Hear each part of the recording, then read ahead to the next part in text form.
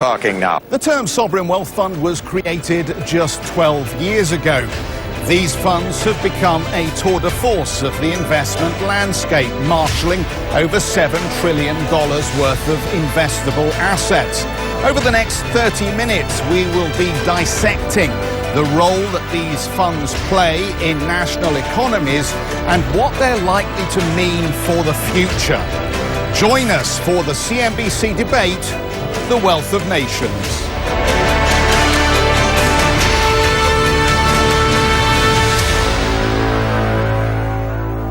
Welcome everybody to this CNBC special discussion on sovereign wealth funds at the St. Petersburg International Economic Forum. Let me just very quickly introduce you to our panel, and I will start at the end with Tadashi Maeda. He is the CEO of Japan Bank for International Cooperation. Laurent Vigier is the chairman and CEO of CDC International. Walid Al-Mugarab Al-Muhari is with us. He is the Deputy Group CEO of Mubadala. Welcome. Good to have you here. Kirill Dmitriev, of course, runs RDIF here in Russia. And let me finish with Mahmoud H. Al-Koheji, who joins us, of course, from the Mumtala Cat Group in Bahrain. Let me first start, Kirill, if I might, with you, since we are here in Russia at the St. Petersburg event. We're in a world of very low yields, very low inflation. The global economy is struggling to find a new growth gear. Do we really need sovereign wealth funds to be holding back capital from the global economy? Well, we actually feel that lots of sovereign wealth funds actually play a very positive role in the world economy because they invest actively in the world economy. We had a meeting of President Putin with funds managing $11 trillion, and a big part of discussion, how can we use sovereign wealth fund money to stimulate growth of the Russian economy and of other economies. And we believe that's really a win-win solution of sovereign wealth being invested in diversified manner around the globe in infrastructure and other assets. And for those countries who receive the benefit of this investment, it definitely stimulates job creation and growth. So it's a misperception, is it, that the trillions of dollars that many of you hold in your funds is actually just parked in treasuries making 2%, rather than being invested in real businesses and real growth opportunities? Well, we are a little bit of a unique sovereign wealth fund because our goal is to invest mostly in Russia in projects that generate high return. So actually all of our money is invested in infrastructure and in high return projects generating very attractive dollar return that is 5, 6, 10 times more that you can make by holding treasuries. And we believe for us it's the right approach. Of course, for larger funds who hold big wealth of their nations like Bahrain, they may have a slightly different perspective. Tadashi, just to come down to you on the end here, there is this broader issue of what actually sovereign wealth funds and such investment funds that are run by governments and nations, what impact they've had on the global economy since their inception. Has it been a largely positive impact? Yeah, I will give you some perspective from our own, because we are not sovereign wealth fund, because JBIC is owned by the government of Japan, 100% owned by government of Japan. But our playing field was normally that the debt provider. But now the Prime Service announced its a program which is a quality infrastructure initiative partnership, which enhance the more infrastructure in high quality in all over the world. Therefore, the government, also a diet of parliament, gave us a new mandate, which is a more investment. They're shifting the focus from the debt side to equity side, because in debt side, as a large provider of debts, an annual commitment, right, we between 25 to 30 billion dollars. But now the many banks right now do not take the enough risk, and debt is abundant, liquidity is abundant. That's not an issue. Issue is that how we can create bankable project. We need an equity player. Therefore, the sovereign wealth fund will play a certain role to take a risk of the, for example, infrastructure project like high-speed railway or independent power producers project. Only the sovereign wealth fund can take certain risk because they are a long-term equity investor. Originally, I think sovereign wealth funds were created as a place to put recycled petrodollars or the money that was a surplus ultimately from extractive industries. But the role seems to be shifting here a little bit in that they're becoming now more of a locus working with private equity and other areas in longer-term global investment. I wonder if you could just share with us just a little of the experience of your fund and how you see things actually changing. One of the first points that I want to make is that sovereign wealth funds can't be painted with the same brush. I think you have 5 or 6 that are represented across this panel. None of them have the same strategy in terms of how they deploy capital or how they work in partnership or even across asset class. Can I get some of the other panelists in on this? Because it does appear that there is an intrinsic conflict about whether your citizens' money should be used to turn the sovereign wealth fund into almost a super conglomerate internationally, or whether it should sit there as some kind of rainy day buffer. Mahmoud, maybe you could start for us. Well, I think I'll take you back to the United Nations Sustainable Development Goals, particularly goal number 17. It calls for this sort of partnership. For the better of the whole world, it calls that people should work in partnership across nation, across countries. And I think there is one thing, sovereign wealth fund is really the property and the wealth of the people. It's there to help the nation, across nations, when it's needed. When the economy slows down, it will help move the economies. And ironically, and I'll give an example of Mumtalakat. The area that we invest outside our country gets a lot highest attention. What we do in the country, people ignore it or take it for granted. When we do a small investment outside, it takes headline, it's fine, and then people think money is going away. Really, what we are doing is we're working together. Today, if I work in Russia, because it's promising, tomorrow Russian businessmen will find business opportunity in Bahrain, they invest, and then that's how nations really can work together. And I think sovereign wealth funds are the vehicle that are enabling nations to work together beyond politics, beyond boundaries. Stay with us for the CNBC debate up next. There are a lot of needs which are not satisfied today. So if you want to make good return, you need to take the long-term view.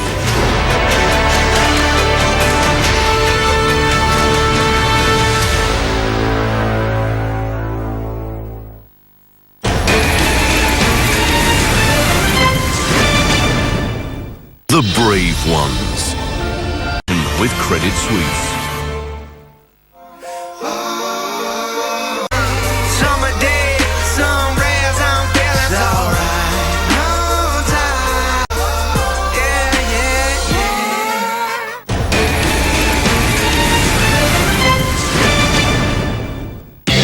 With CNBC's new and improved app for Android, you can follow future lies and continue it. Android phone or tablet. Record breaker today at the Power Lunch. Weeknights at 1900 CET on CNBC.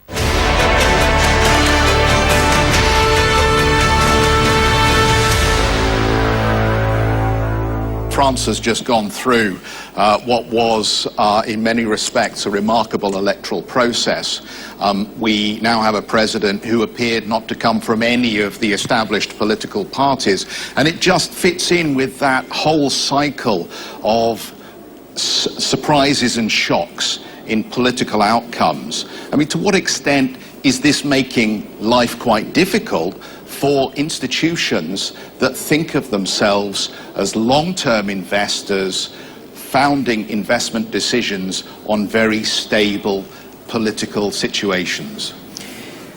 Well, first, since CDC has been created in 1816, so 200 years ago, France has experienced 7 constitutions, change of regime, empire, kingdoms, 5 republics, So, and CDC is still there. Because we take the long-term view. And I think this is a common point between the institutions around the table, is that we take the long-term view. Now I come to this election, I think there's a big turnover in all the political cycle all over the world and all over the Western world. But what is important is that we're looking for a new source of growth, a new concept of globalization. And one important point is that you need to find, if you want to find new growth, you need to find new way to cooperate. You need to unlock deal flow. We spoke before the meeting about how we cope with sluggish growth. A lot of capital chasing for too few opportunities. But you can perfectly imagine new opportunities in this world. There's a lack of infrastructure, fundamental infrastructure, logistics, transportation. There are a lot of needs which are not satisfied today. So if you want to make good return, you need to take the long-term view. And if you take the long-term view, you need to cooperate. And I think this is part of the story today. Kirill, just to bring you in on this point, does it then require contracts to be written in ways that ensure that there is an inflation plus return going forward to make these projects actually work? I mean, to what extent is the nature of the deals being done today different from the ones that were done in the go-go years pre the 2008 crisis? I think there is a perception of this abstract projects and how to deal with them. But if you actually go to the ground and think about ports and airports and toll roads, there are a number of really exciting and attractive projects that can be done. Perhaps the perception is that there is more political stability in Russia than many other countries at the moment, but of course you also have arrangements with businesses outside of Russia. How would you address that issue of a world that seems to be moving away from a neoliberal consensus to many competing multipolar views? That's a very good point, and we like to invest with pension funds in countries outside of Russia and inside of Russia. Because we know that for some infrastructure projects, government tend to change rules. New government comes, they can completely change the rule, and then you're in trouble. We believe if you invest with local pension funds, local pensioners are vested in the project, it's one of the insurance policies that's good to have. And I think this general policy of co-investment, having investors from China, Middle East, all in the same project, makes the project more stable, makes the project more secure. So we understand that the world is becoming less predictable. We see it every day in the news cycle. We don't know how the next week will look like, but all we can say is if we have good partners and if the underlying economics of the project is good, it will probably be successful. Walid, can I just take this one step forward? We've obviously seen recently Donald Trump stepping away from the Paris Climate Agreement. We're not quite sure where he's going with the free trade agenda.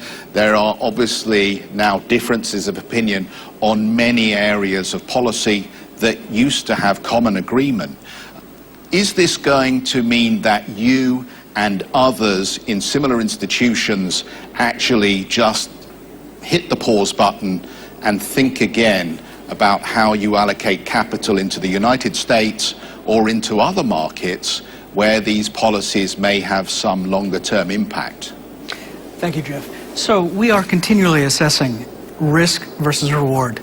And we look at that across every single market that we deploy capital into, whether it's the United States, whether it's Europe as a whole, the Far East, Russia.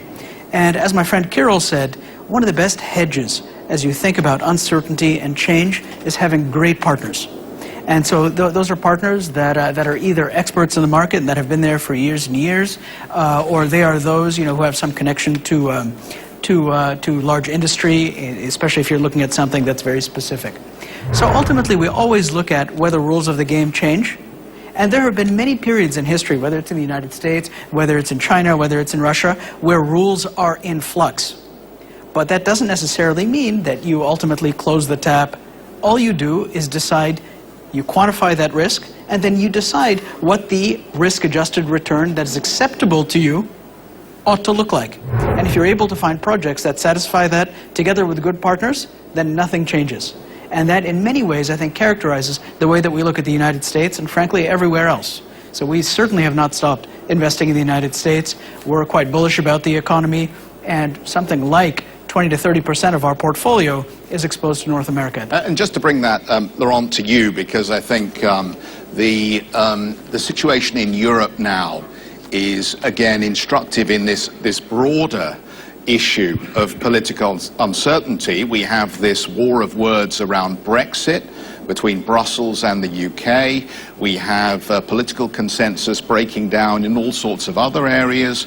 In the Asian context, the Chinese and the Koreans fall out quite regularly, and the Chinese and the Japanese quite often fall out.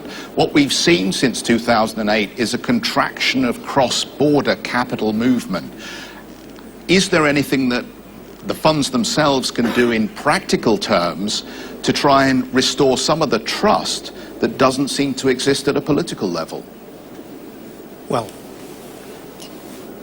Europe is built on concept of an open society, free trade, free movement of capital.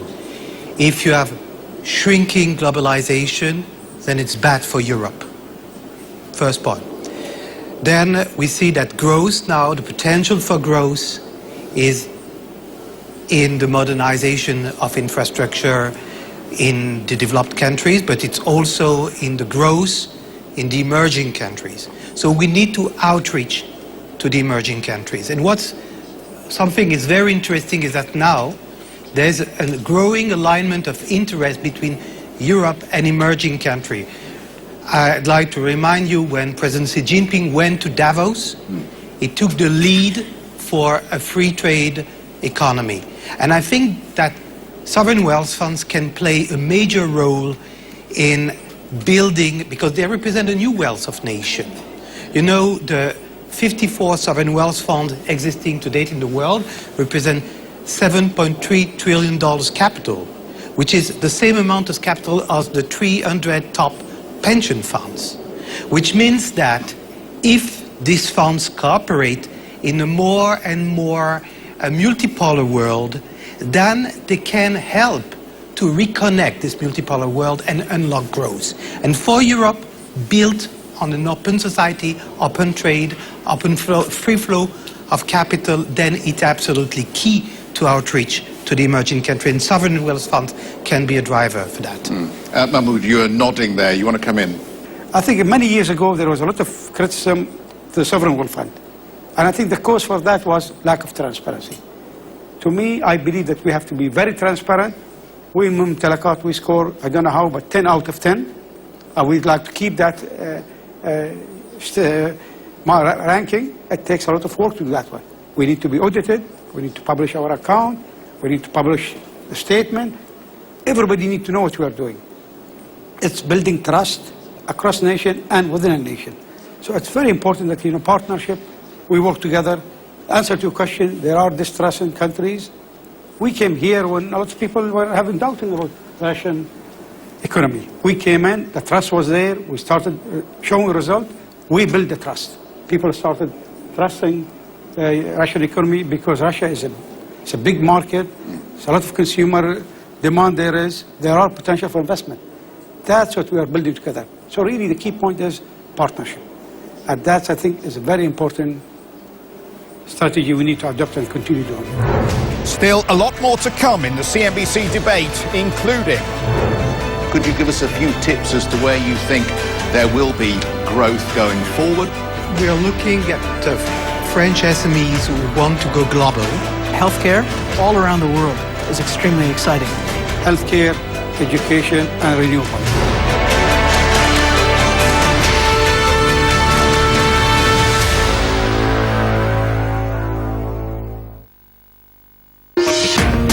In some ways, the first element of corporate just build a fantastic...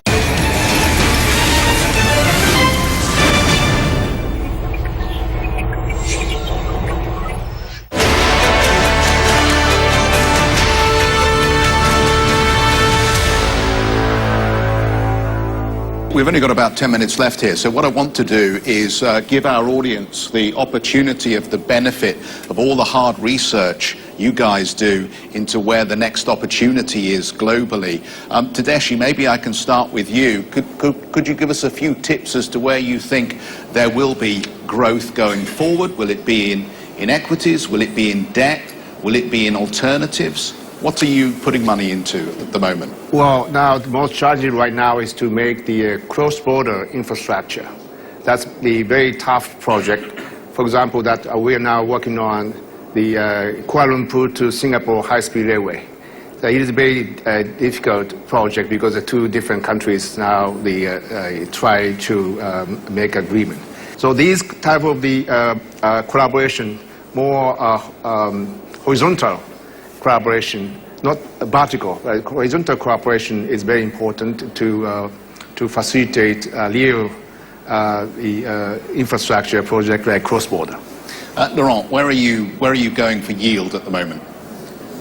Well, we are looking at French SMEs who want to go global because we think that there is a potential in innovation, in smart cities, in French SMEs that they have about the same type of potential as the German Mittelstand, but that they are lagging behind in terms of going global. And that by investing and bringing sovereign wealth funds into French SMEs, we can help them going global and then unlock the potential for growth. And in particular, I have to say regarding Russia, that there are many things, many needs in Russia that can be matched by French SMEs. And I think that we can work on that. Walid, where would you take us? I can tell you that right now, healthcare all around the world is extremely exciting. It's exciting because of the demographic things that we've heard about, aging population, obviously. But at the end of the day, we as an institution look for a formula where you have great outcomes, efficient delivery in underserved markets all around the world. And you can find those in many pockets, everywhere from the United States to emerging markets, to Russia, and certainly at home in the UAE. Mahmoud? We are an equity house. If I tell you really, I will start saying, but three sectors that I believe in: healthcare, education, and renewable. And I say that one not as an advice, I say that one by practice. And we have invested in those sectors. Renewable is an area that we have not invested into it, but I think it's very, very promising, and I think it is the future coming further. We are really looking into it, but we have not really put our money there yet. Do I take it then that the good times are gone as far as the low-hanging fruit in global equity markets are concerned at this point? The fact that almost everybody on this panel has said that they would rather invest in real businesses than invest in equities, does that tell us that we should be prepared for long, low returns from global equities? I think maybe I didn't want to answer that one, but our action tells where we're going. Our valuation models suggest that the US would be overvalued, but not by much, certainly not by as much as what people talk about. So price, 5% north of some kind of concept of very modest fair value.